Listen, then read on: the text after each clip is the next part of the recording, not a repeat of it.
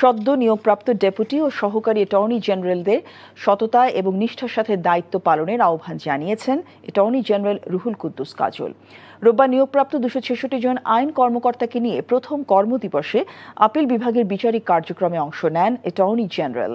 এর আগে দোয়া মোনাজাতের মাধ্যমে কার্যক্রম শুরু করেন তারা। এদিন অ্যাটর্নি জেনারেল নিয়োগপ্রাপ্তদের উদ্দেশ্যে বলেন, আইন কর্মকর্তারা স্বচ্ছভাবে কাজ করবেন, দুর্নীতি অনিয়মের বিরুদ্ধে অবস্থান থাকবে তাদের।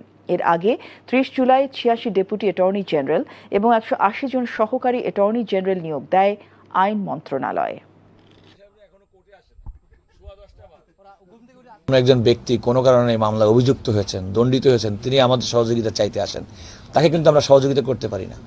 কিন্তু আদালতে আমাদের মামলা পরিচালনার ক্ষেত্রে প্রকৃতপক্ষে কোনো রং যদি দেখি, যে সরকারের কোনো সংস্থা সংগঠনের কাজে কোনো কারণে ভুল হয়েছে এবং যে কারণে একজন নাগরিক ক্ষতিগ্রস্ত হবে, তার অধিকার উল্লঙ্ঘিত হচ্ছে, সেক্ষেত্রে আমরা কিন্তু তাদেরকে সহযোগিতা করি। সুতরাং আমরা সরকারকে ব্লেটেন্টলি সাপোর্ট করি এমন কিন্তু না।